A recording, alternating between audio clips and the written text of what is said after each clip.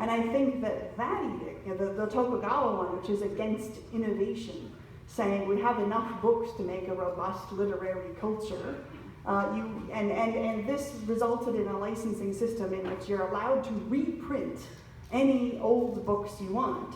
You could also print commentaries on old books, but you had to apply for special permission to print any new book.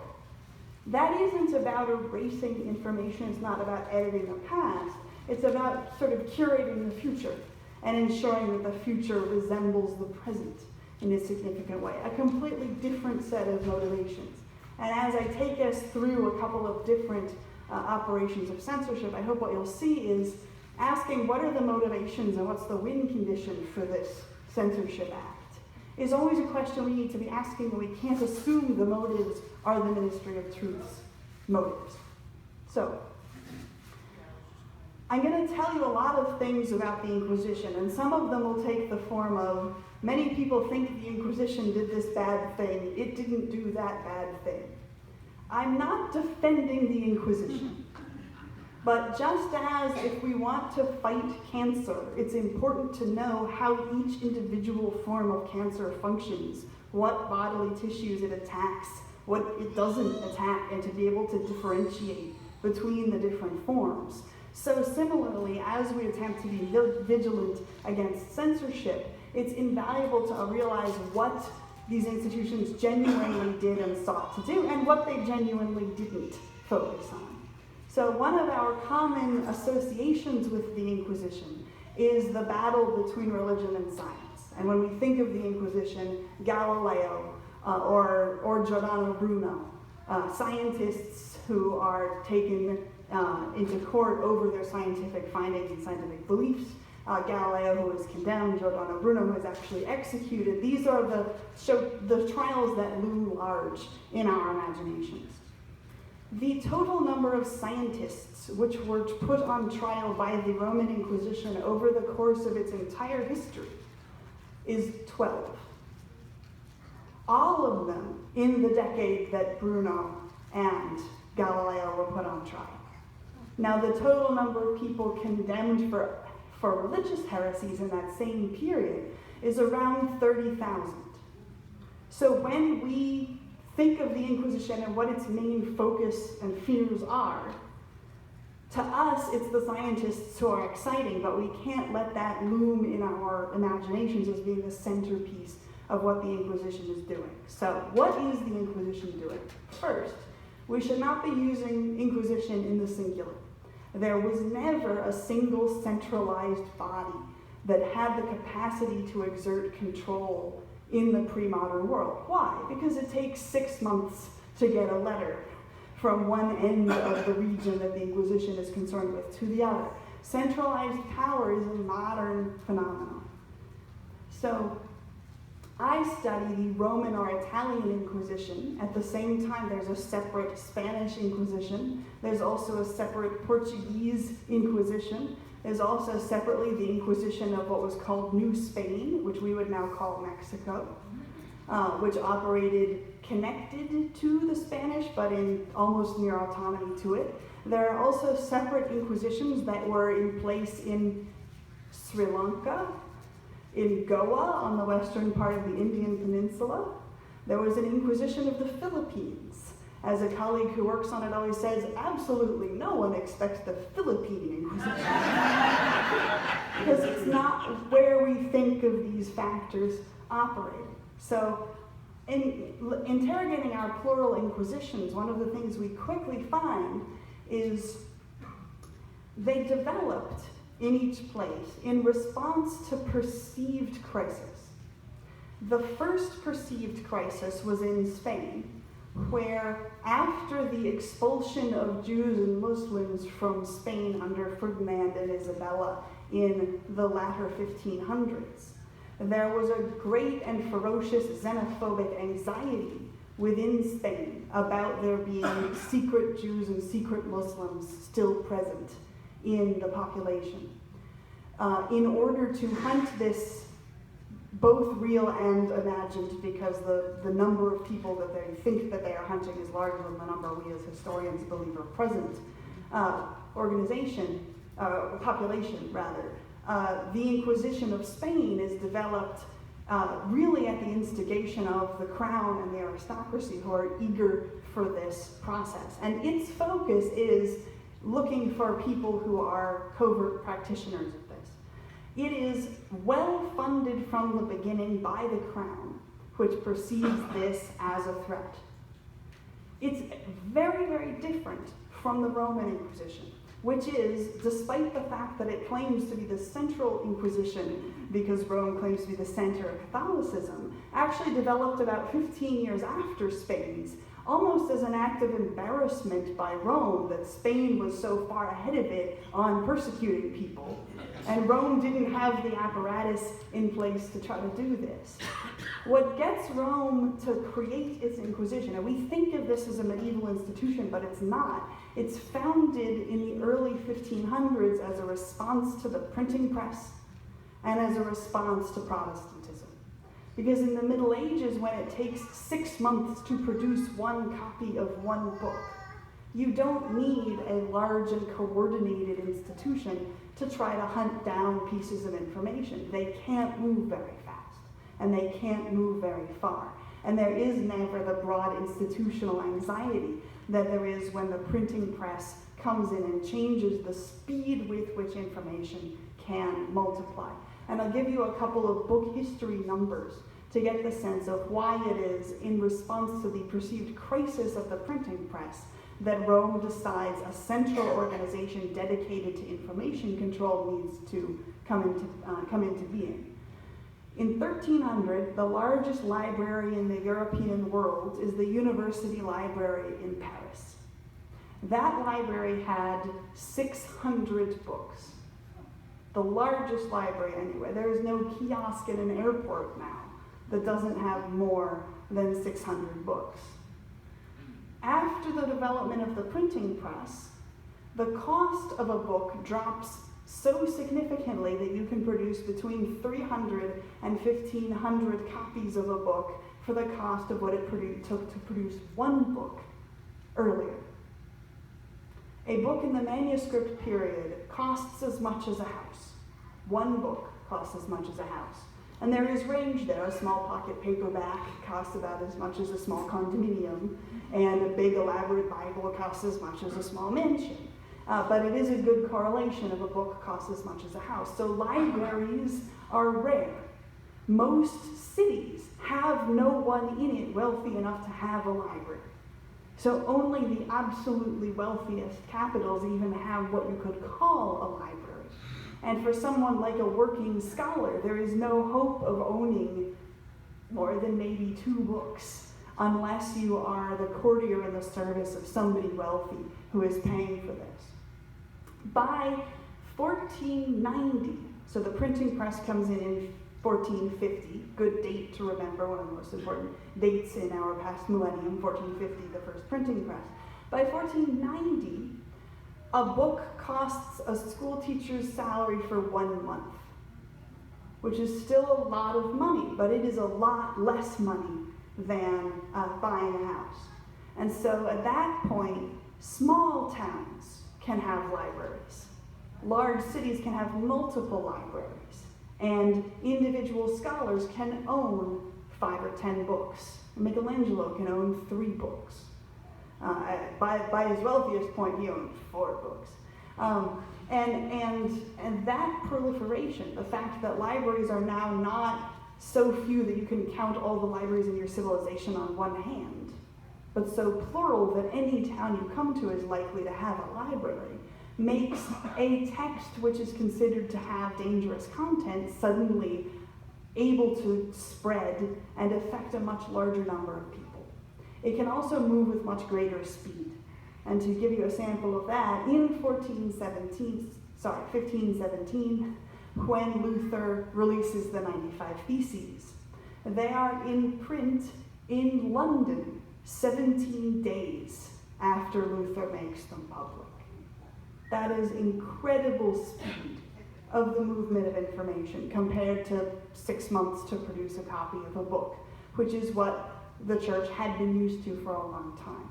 So the Inquisition the Roman one, is improvised in response to this perceived crisis.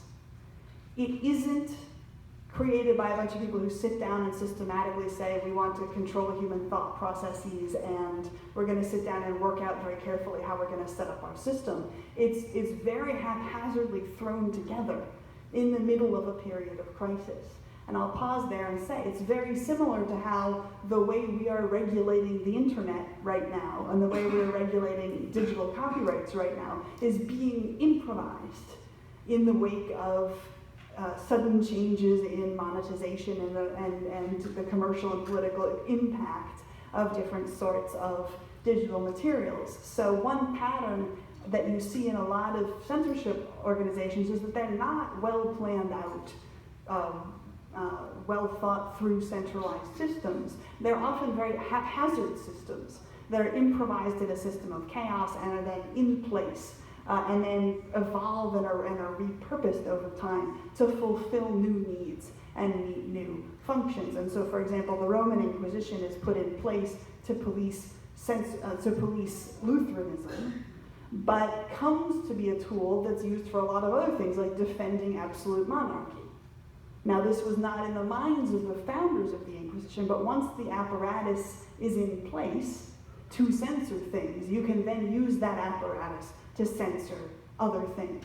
And so once the Inquisition sets out to control Lutheranism, but creates a system by which it has access to controlling books, then that can be accessed by any power.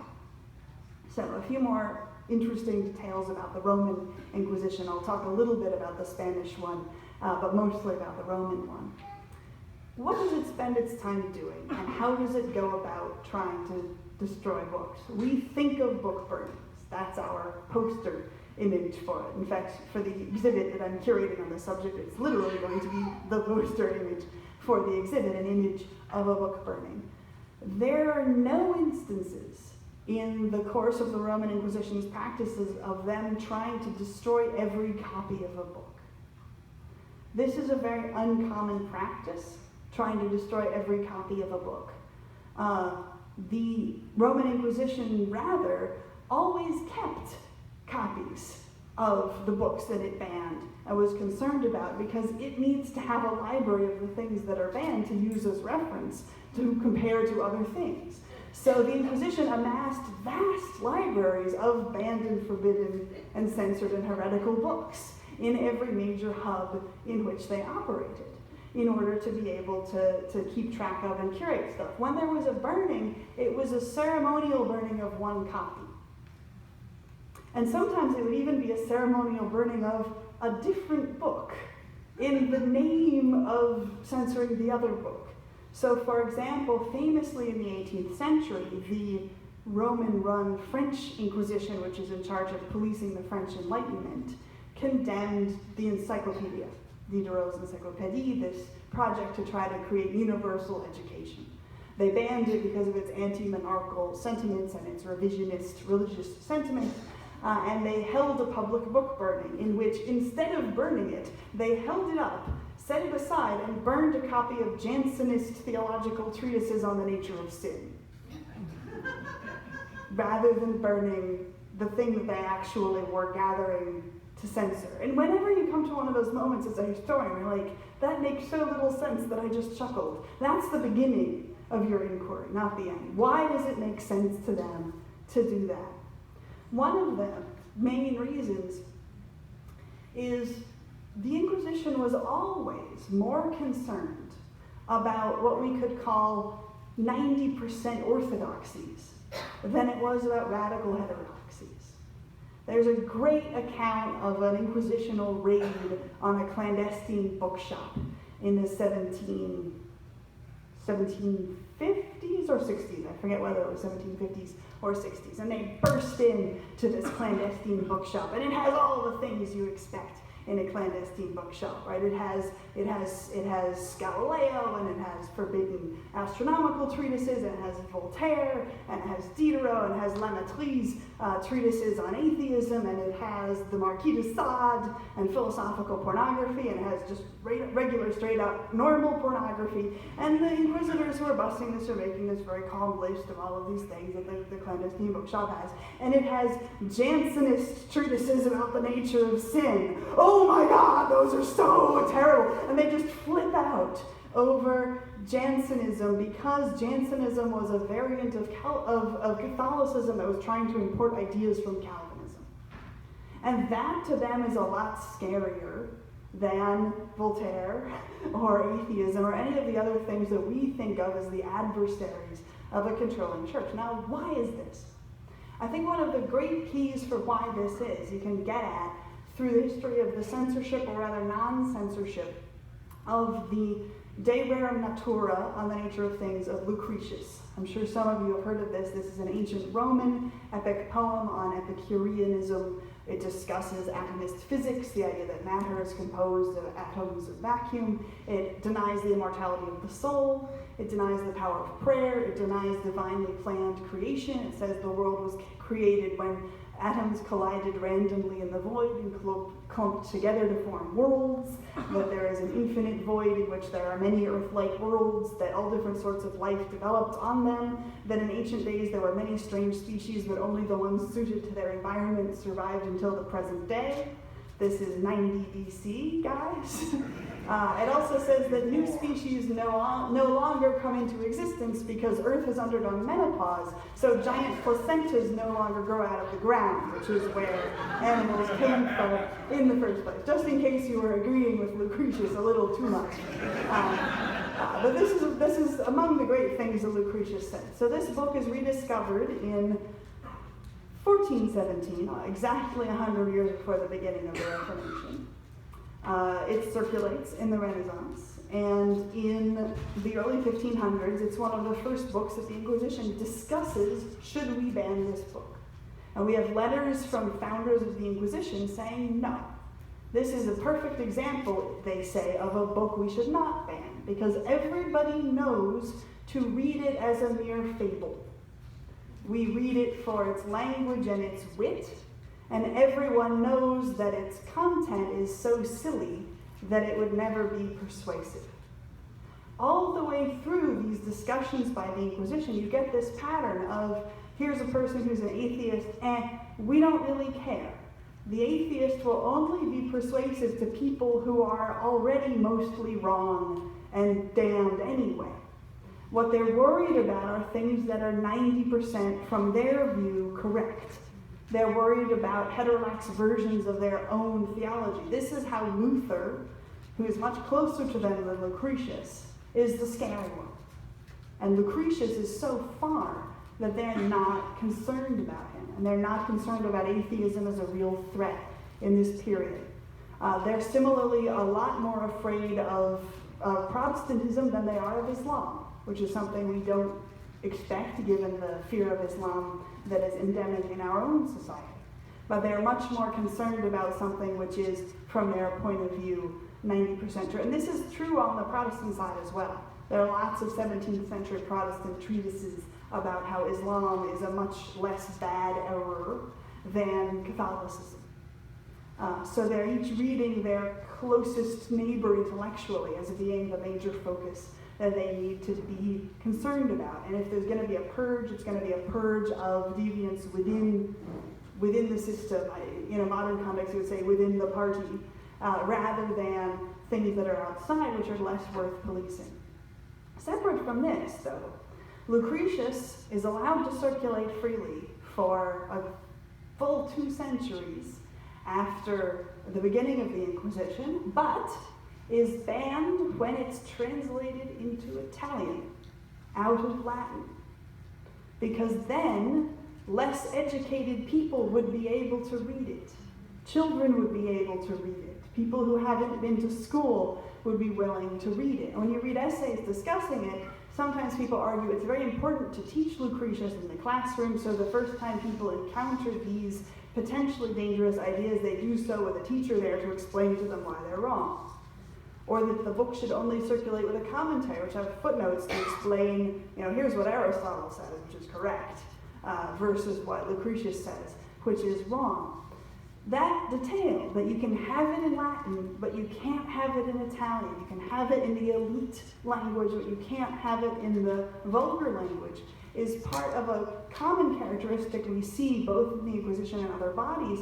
It's not about destroying information, it's about controlling who has access to the information and creating concentric circles of more or less elite access.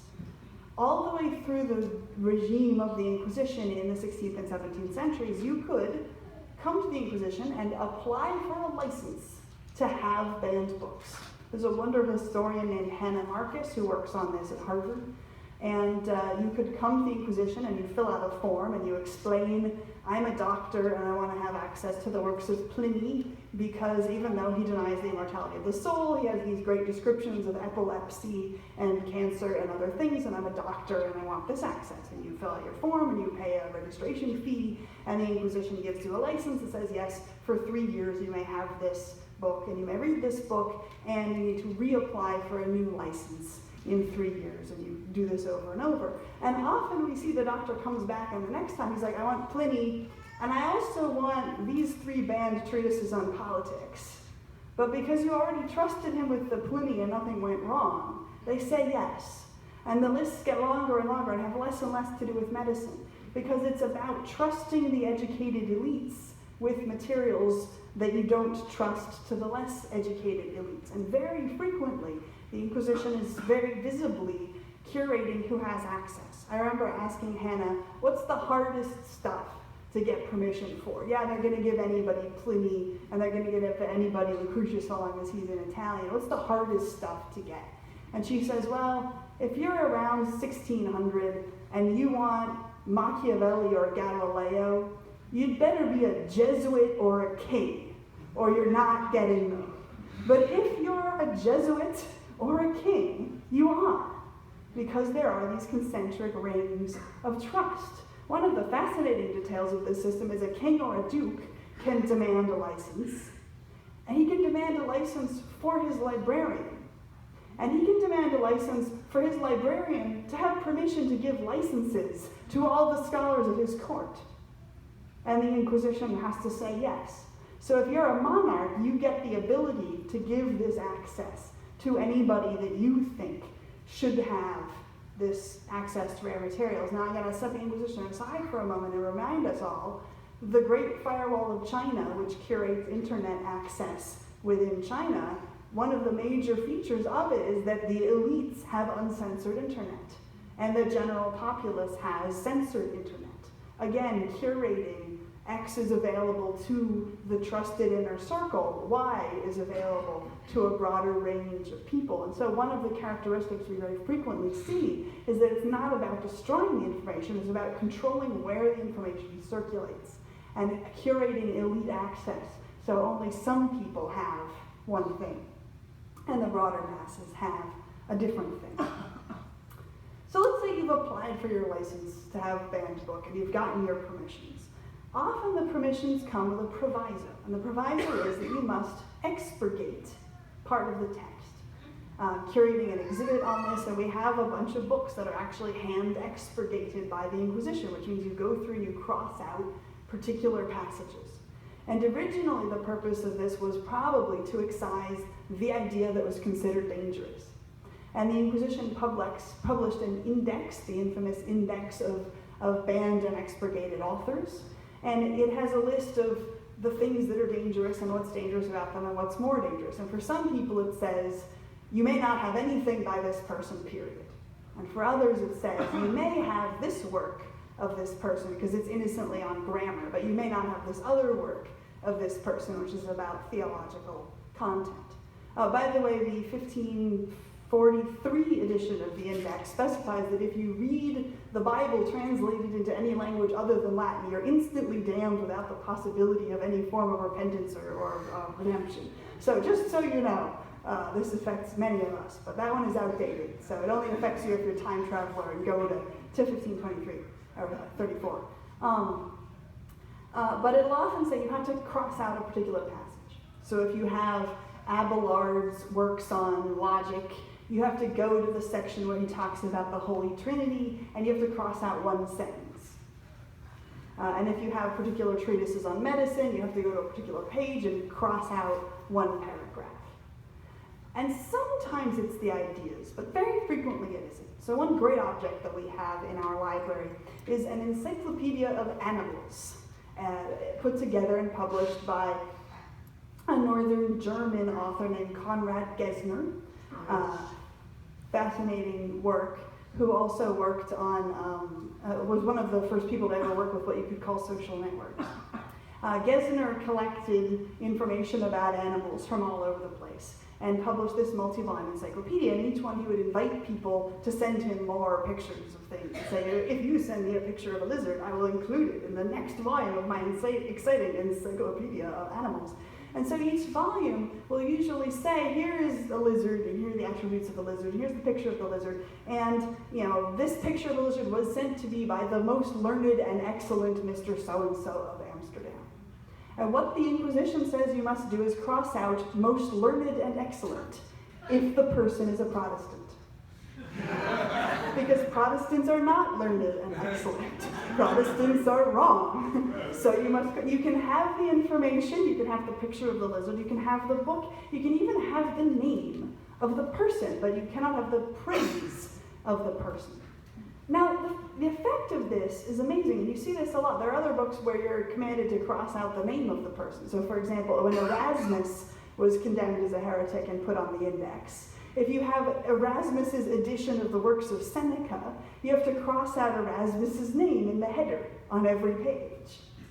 You can have the work, you can even have Erasmus's commentary, you just can't have his name Erasmus. You have to go through and ceremonially cross it out. And the effect of all of this crossing out is fascinating because the information is untouched. And unlike the invisible censorship of the Ministry of Truth, the censorship is incredibly visible. In fact, all it is visible. On every page there is a big black blot, and you know it says Erasmus, but there's a big black blot. The purpose of that is its very visibility. The purpose of that is to remind you on every page that there is this intellectual barrier, that Europe is riven by this rift, so that you cannot sit down to read it without being repeatedly made conscious of the presence of the barrier, the presence of the censoring body. In other words, very frequently, rather than trying to be invisible, one of the goals of a censoring body is to be as visible as possible, to be as present as possible in your consciousness, so that you are aware of the fact that something has happened. Similarly, our government, when it redacts documents, it doesn't give you just the remaining text, right? When you fill out a Freedom of Information Act request for example, and I have a colleague who works on this, which is why it's my example, the waterboarding controversy, right? When you look at the documents released for that, it wasn't reduced down to just the text that's being released. It's a huge blacked out blob with one visible sentence in the middle, followed by a giant further black blob. And every time you see that black blob, you're reminded of the power of this thing, and that there is a censor, that there is this body, that it has authority. And in many ways, one of the functions of something like that, I mean, think about the enormous resources the Inquisition pours in to employing monks whose day job is to go through and cross out Erasmus's name at the top of the page on 100-page long copies of a work of Seneca, which makes no impact on anyone's thought process other than reminding you of the existence of the Inquisition. Why do they put in that energy? Because it's the very visibility of the power that is a claim of power. And they're constructing narratives of power by reminding you of their presence. There's a period during which they ban all books printed in Amsterdam. And whenever you have a book printed in Amsterdam, you're required to go through and cross out Amsterdam on every single time that it says Amsterdam. By the way, in this period, 35% of all books are printed in Amsterdam. So they know they're never going to successfully enforce this ban. but they are going to successfully make you think, and even if you've got a book they haven't gotten to, right? Because they can't get at the archetype, the original of these books. The book has been printed, the book exists. All they can do is get at the copies of the people who are willing to turn them in to the Inquisition, or occasionally they'll raid a library, but it's usually people themselves who are trying to operate within the sphere of the law and say, I have these books, I hear they've been banned, what am I supposed to do? You're supposed to go through and cross out Amsterdam on every page, okay. And people do. So like, even when you have a book where it hasn't been crossed out, the fact that you're used to seeing it crossed out makes you say, ooh, Amsterdam hasn't been crossed out in this one. I am sort of permitting a taboo. And it's this reminder. It's this reminder of its presence, just as when you go to a forbidden website, right? The browser pops up a thing that says this website is forbidden, whether it's because of Chinese government censorship or because your work blocked Twitter or whatever it is that has blocked it. They don't try to make that blocking invisible. They try to make that blocking visible as a way of exerting a narrative of power and a narrative of legitimacy. Venice had a fun relationship with the Roman Inquisition. Venice was semi-independent of Rome. The source of its independence is twofold. One, culturally it had remained much more closely tied to Byzantium than it was to Rome and the West for a long time. So culturally, it's sort of part of the Eastern Empire. For it, the Roman Empire fell when the Turks took Constantinople, a full millennium after when it fell for their neighbors across the river. The other is that Venice, at tech level, was impregnable.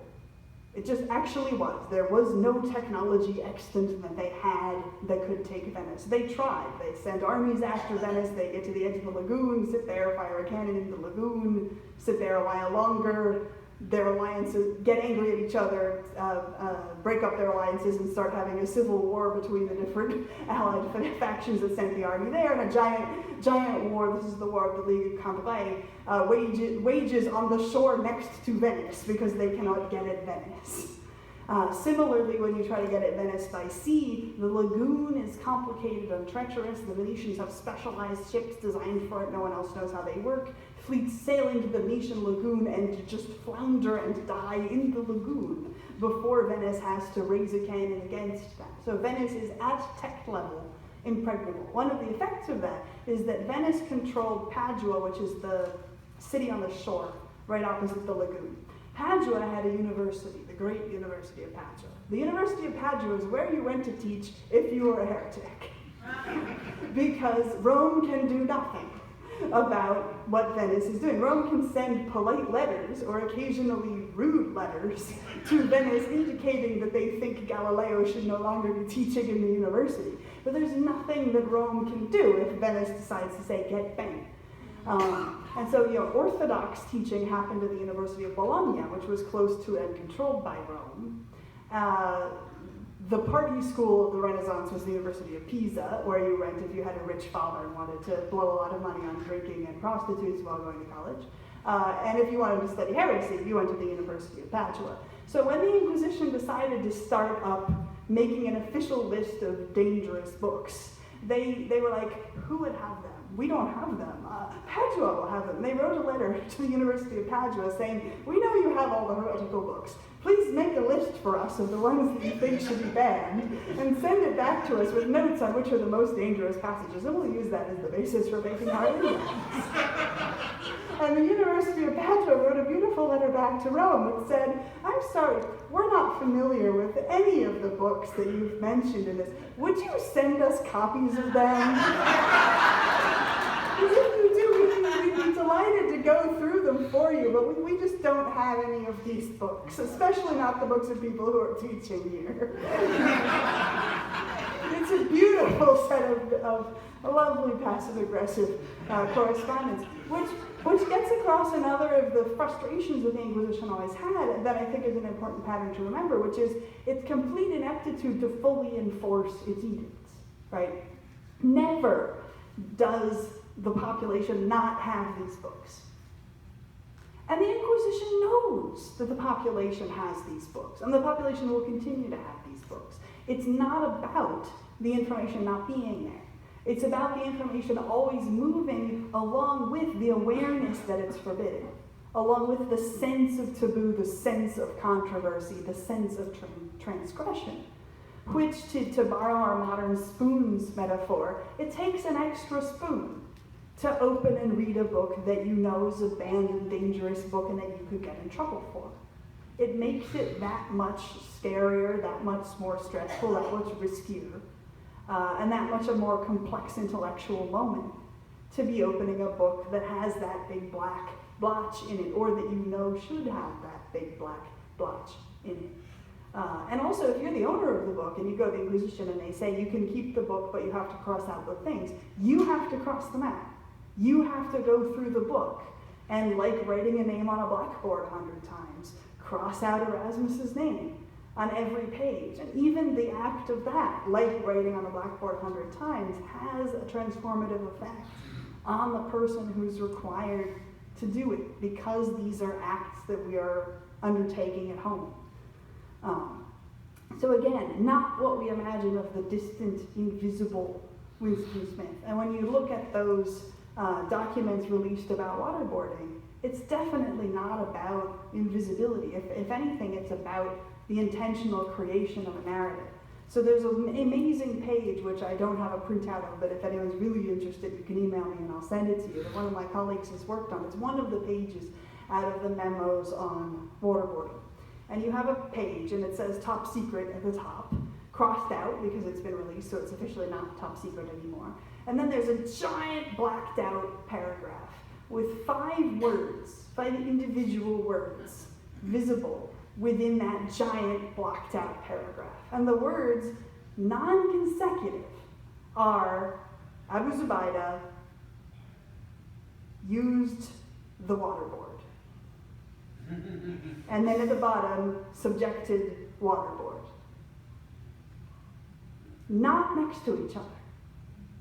They made a sentence on purpose out of those white spaces between the black spaces, right? You don't get that if all you do is cross out the dangerous information. Think of how many times the word "the" inevitably appeared on that page, but got crossed out. But the word "used," just by itself, is left there because they want you to come away from that page with a narrative about Abu Zubaydah and about the waterboard, and not about any of the other people who are in that scene, not about any other thing that's being done, not about place. They're curating and intentionally creating a narrative about one person and one object, technique, thing, and one set of activity. And when you go through these documents, it's very clear they planned out what they wanted the reporters to write as the expose article about those documents after they released them.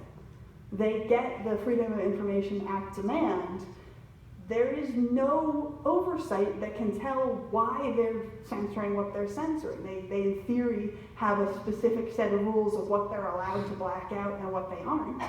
They're allowed to black out things that will protect agents in the field or ongoing operations, but no one can double check why that's happening. So nothing can prevent them from using this to create a narrative. Now there's also a meta-narrative happening, which is they obeyed the request for information, right? They obeyed it.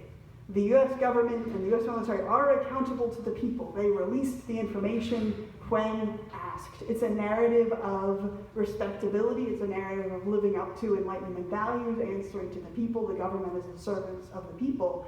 By releasing those documents, they gain legitimacy by being answerable about a thing that was sketchy. But they also get to create the narrative. Now I want you to compare this to the Roman Inquisition. The Venetian Inquisition. I love the Venetian Inquisition. So the Venetian Inquisition has the secret archive, the legendary Venetian secret archive. It's so cool. Everyone all over Europe would talk about the Venetian secret archive. They have archives everywhere. And when you went into Venice and you pulled in through St. Mark's Square, where you have the great Hall of Justice, the Doge's Palace, and then you have the great Hall of Religion, which is St. Mark's Basilica, which is covered with frescoes, mosaics of Venice defeating and tricking people. And then on the left is the Great Library, claiming we also have knowledge. When you go around and turn left, the next thing you see is the Venetian Secret Archive. It's this giant building that says Secret Archive across the front of it, huge letters. And it has a huge coat of arms that you see everywhere. The Venetian coat of arms is a winged lion. The Venetian Secret Archives coat of arms is 3 winged lions, one lording it over the mountains, one lording it over the sea, and the third lording it over the city, exerting power in the 3 domains of man. And if you're a foreigner and you're visiting Venice, you can even have a tour of the Secret Archive. And they take you past shelf upon shelf of locked up shelves with glass windows. Venetian glass, ooh, it's so expensive and rare. And on the other side, these huge locked tomes of what do they know? What do they know about me? The whole thing is about generating paranoia, right? The whole thing is about what do they know? They know everything, they're everywhere. When you look at these documents, they're so boring. They're tax records, and they're tenure application cases from the University of, I mean, some of them are great. Galileo's tenure application is great. I've looked at Galileo's tenure application, and has the committee's notes, and they're like, this telescope thing seems really sketchy, but he's made these good mathematical contributions, so we'll give him tenure on the grounds of the mathematical stuff, and encourage him to ignore the astronomy stuff, because it's amazing. But most of it is just incredibly tedious. But it's about the claim of power, right? It's about the fact that you come and you see it, and you know that they must have spies everywhere being amassing all of this mass of documents. And you get the idea that they're watching you, that they have power. So surveillance processes in the past especially, and censorship processes have very much been about making claims of power, projecting your presence, making people open a book and seeing on the title page, this was published cum privilegio regni, with the permission of the king, not without. And on every single one, you're reminded there is this authority, it has this power. And in modern context, it operates often very similarly, that it's less about what it's really doing than about projecting claims of power and making itself visible in your consciousness as that form. So another body that in that way we can compare both to the US government and to the Venetian and Roman Inquisitions is the Comics Code, right? The censorship of comic books in the United States, which initiated in 1954 with the publication of a book called Seduction of the Innocent, which claimed through a bunch of bogus charts and bogus research to have firmly established a correlation between violent comic book reading, the reading of violent comic books, and then corruption of the youth / criminality. And it created this vast and explosive movement. And here I'm getting to another common attribute of real censoring bodies, not on the part of the government, but on the part of people demanding the censorship of comic books. PTA associations and concerned families groups and so on, having mass book burnings of comic books in the streets of the US, which is absolutely antithetical to how we think of America operating. That America had a lot more book burnings than the Inquisition feels really weird. But it's a grassroots demand, right? It's not a top-down, we're going to have censorship now. It's a bottom-up demand. We are anxious about this thing. We perceive a crisis. We demand the presence of censorship. And a lot of censorship can be described as grassroots in origin, or even crowdsourced in structure. All of the people that the Inquisition sends out to go cross out Erasmus on pages, that's crowdsourced censorship. They're not recalling all of these books to the center. They're sending them out to go be hand expurgated. And similarly with the Comics Code, it's a public demand. The industry creates the censorship system. The government had created pressure by having trials, but it's really bottom up. And then the apparatus is put in place. But once the apparatus is put in place, once there's a Comics Code, once you can no longer sell your comic at a normal comics shop rack, unless it has the Comics Code censored seal on it, then the Comics Code can be used for irrelevant stuff. So it was created in theory to censor violence, but there are lots of accounts where you read a comics creator's description of, we created this Marvel story, we sent it into them and they sent it back and said, you need to change these images of this African American character to look different. And they're like, what? Because it was being used for racism and for policing the depiction and minimizing the depiction here of an African American character. Now that was not in the minds of the people who demanded the creation of the Comics Code. It was not in the mind of the author of Seduction of the Innocent, Frederick Wortham. But once the apparatus is in place, nothing can prevent it from being used for other purposes.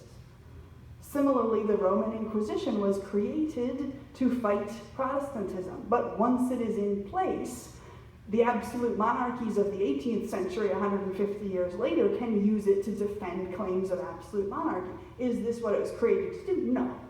Is this how it ends up operating? Yes. And often one of the things that strengthens these structures the most over time is that they're useful for monetizing things. So when printing begins, for the first time we have the issue of printers not wanting rivals to undercut their sales by printing the same text. In other words, we have the first demand for copyright. People want copyright protection so that they can be the only ones selling this text and not have a rival immediately print it and cut their sales in half, which makes them lose money. How do you enforce copyright in a world that doesn't have copyright? No one had ever had this problem before. I have wonderful letters of Machiavelli to and from a friend where they're like, they're printing your history of Florence without asking you, and it's terrible and full of typos, and everyone will think your Latin is bad, and you'll be embarrassed forever. He's like, oh no, my Latin.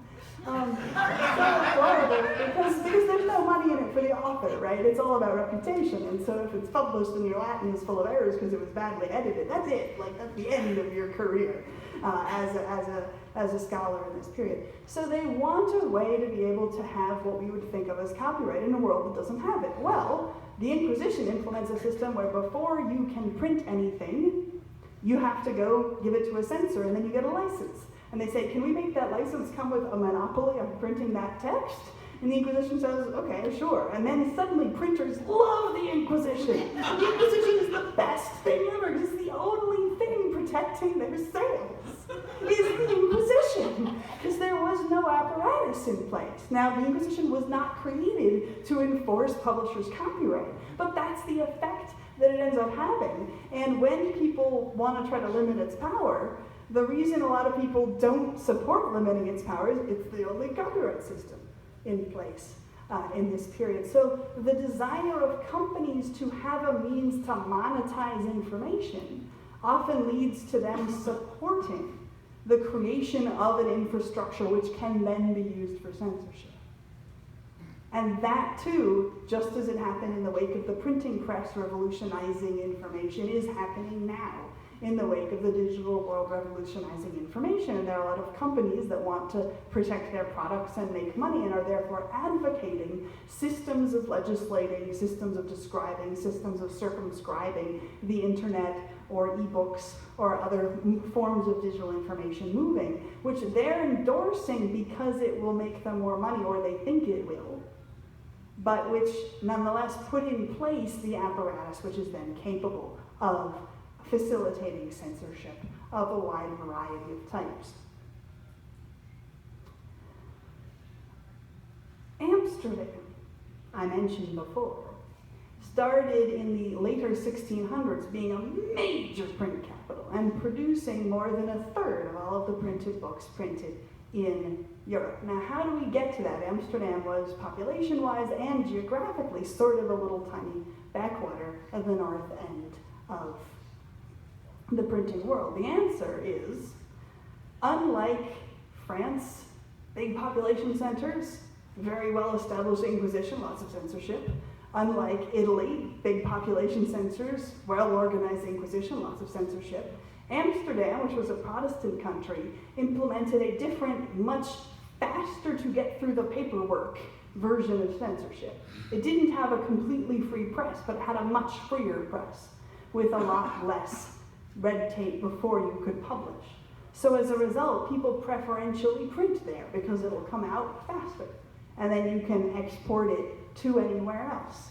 In other words, the market moved and the production capital moved to the area that had the most economically efficient legislation and copyright system.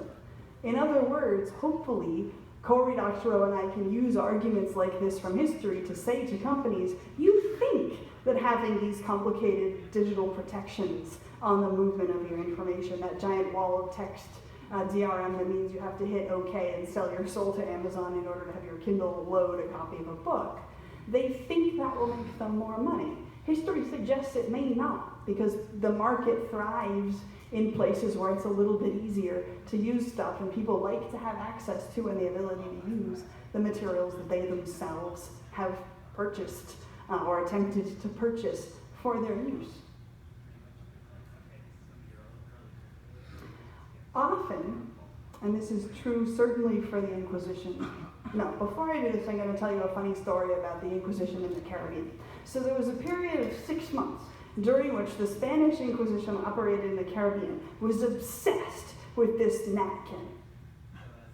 12 copies of a napkin from London were smuggled into a Caribbean colony. And the napkin is white and it has blue printing on it, it has pictures, and it has moral epigrams in English on it. And one of these was found in a port and turned into the Inquisition. And they were like, oh no, English, which none of us can read. It's probably Protestants. And look, it has pictures of things, people doing probably moral or immoral related things. What if it's Bible stories? And they spent 6 months tracking down an English speaker and getting him to translate it, and then looking at all of the forbidden translations into English of the Bible to try to figure out which Bible passages it is. By the way, it wasn't Bible passages. It was a bad, moral, popular play about the good brother and the wicked brother, and the good brother goes to school and does his homework and becomes mayor of London, hooray, and the wicked brother drinks a lot and goes to jail and dies. But they spend enormous amounts of energy on this napkin. We have reams of documentation of the energy that went into trying to detect the origins of this napkin, whether this napkin represents a Protestant conspiracy to attempt to invade the Caribbean, which is another good indicator on one of the attributes of censorship, which is that it's often very, I don't want to just say inept, but it's very disorganized and is bad, we would say, in retrospect, at telling what's actually a danger, telling what actually threatens its hegemony, right? Because they're spending their time on that, and they aren't spending their time on Voltaire, whose works are coming in the same period. I also mentioned several times the way they're curating different bodies of people which are under different kinds of, have access to different kinds of materials. One of the fascinating things about the way the Inquisition operated in what we now call Mexico, under the legal system in place in the early stages of the Spanish colonies of Mexico, remember we're in a monarchy and an empire. Everybody was divided into being a citizen of one of two hypothetical republics, the Spanish Republic and what we would call the Native or Mesoamerican Republic. And everybody is a political citizen of one of these two republics and under a different legal code depending on which one you're under. Now, almost all of the main leaders and infrastructural figures in New Spain are in fact what we would call mixed race, because there was an enormous amount of intermarriage between the arriving Spanish and the native peoples. So this didn't categorize you as native automatically if you were mixed race. Rather, it was sort of what legal system you aligned yourself with and positioned yourself as when you grew up. We sometimes had siblings who are categorized as citizens of the other republic from each other because one of them was seeking office within the church and therefore wants to be categorized as Spanish because then he's eligible to join the Jesuits, where the brother is seeking to be the local count of an area, and to him it's advantageous to be categorized as part of the Mesoamerican aristocracy, which was recognized as a legitimate aristocracy and granted aristocratic status under the Spanish monarchy. So you have these two different hypothetical republics, which are not based on race. They're based on which of the two legal systems you yourself have sort of grown up to claim participation is.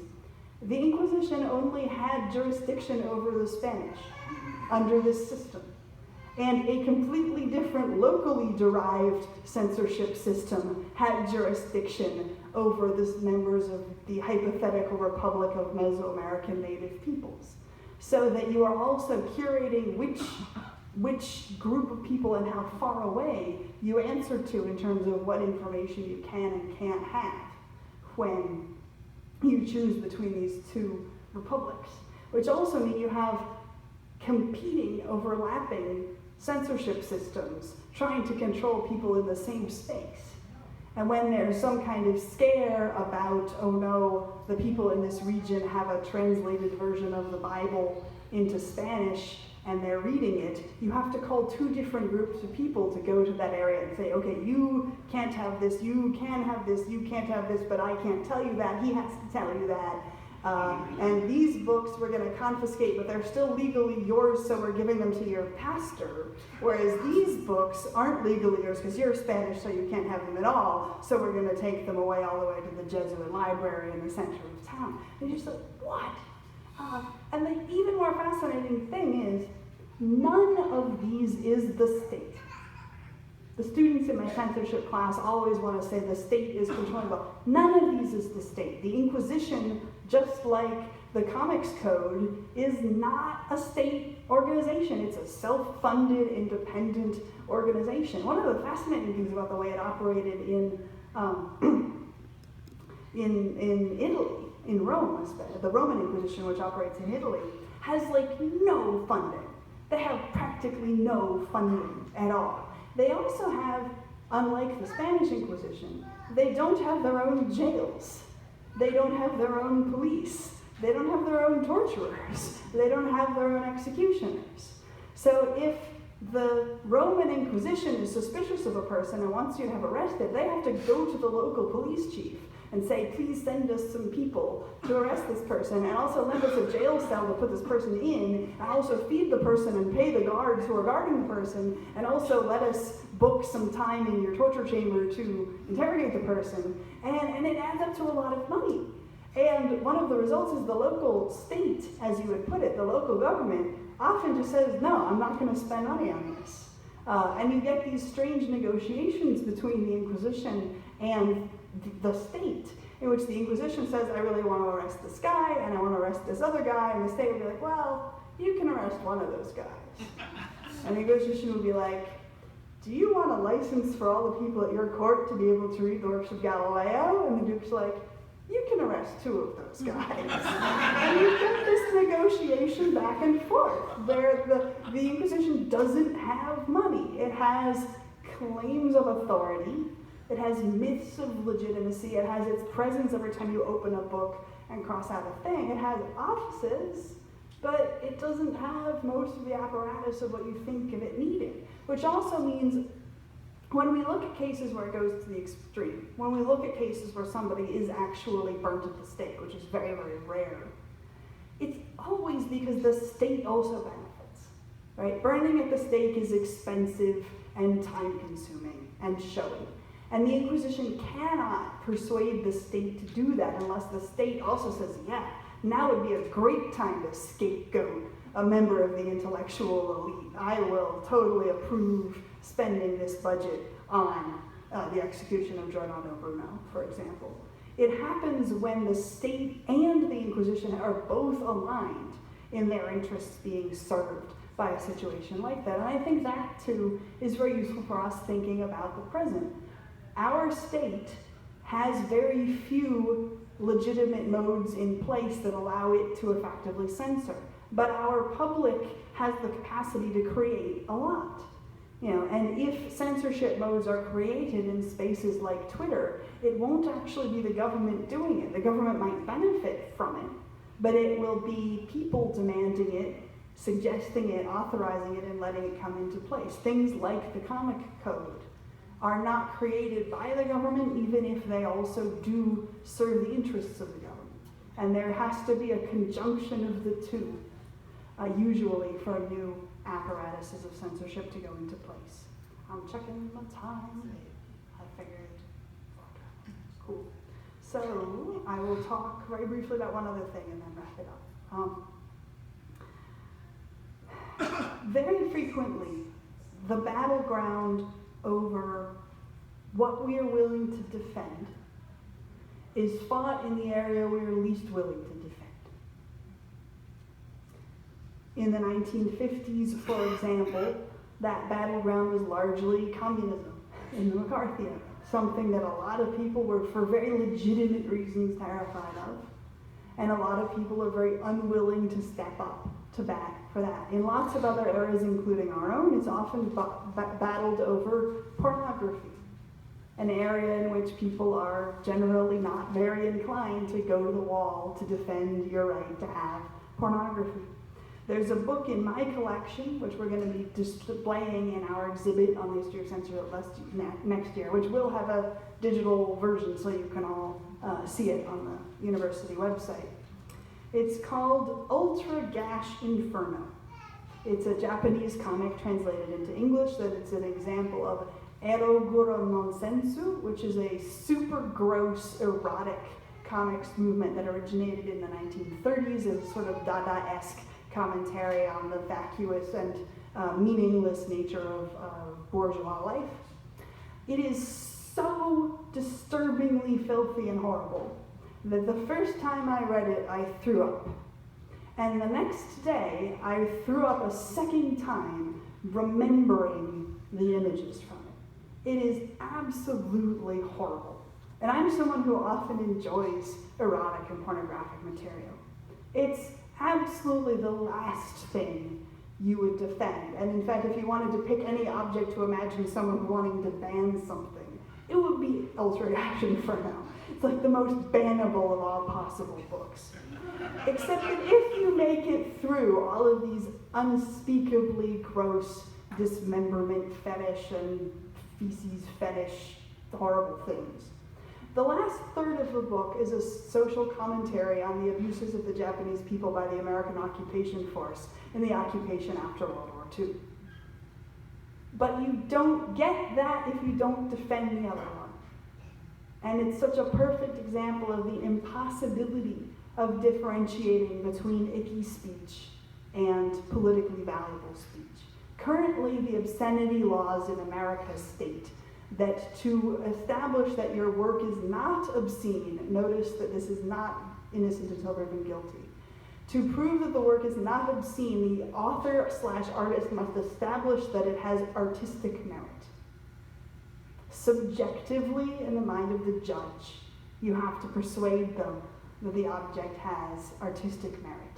And that's exactly the kind of vague space that creates the battleground over what Neil Gaiman has fruitfully called icky speech, the speech that is at the very edges of what we want to defend.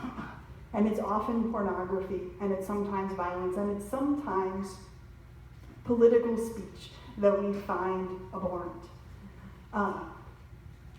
And as we try to wrestle with this, I'm not trying to argue that we should never, ever, ever have any form of information control. Very few societies have ever had no form of information control. Our first example of information control is in Plato's Republic, suggesting that Homer should be kicked out of the city. Literally the oldest philosophical work that exists advocates censorship. Information control and our debates about it will not go away, and we don't live in an era of triumph over it. Rather, I think we live in an era in which we're getting better at realizing that no record is spotless. And I will give one anecdote to establish what I mean by no record is spotless, and I will leave you with that for today. During the McCarthy era, my university, the University of Chicago, was the only university in America which completely refused to purge its communist faculty. It also refused to shut down its pro-communist student political group. It went under enormous pressure from especially the state of Illinois, which was outraged by this, also the people of Illinois. There was a siege of picketers around the university. There were state legislature meetings trying to figure out how to punish the university for this, how to decrease its funding, how to increase its tax burden, how to arrest its students, how to do whatever the state could possibly do to try to purge the red menace that was being wickedly fostered in the University of Chicago. And the university, which now prides itself on this moment as proof of its triumph as a bastion of free speech through America's darkest hours. In 1951, over the summer, the student newspaper editors of the Maroon went to a communist meeting in whose minutes they were listed as representatives of the University of Chicago. And the university administrators shut down the student newspaper for a year in punishment for that. At the same time that the university was coming under fire for refusing to purge its communist faculty. No record is unspotted, not even the record of the institution that went the closest to actually not going along with this moment.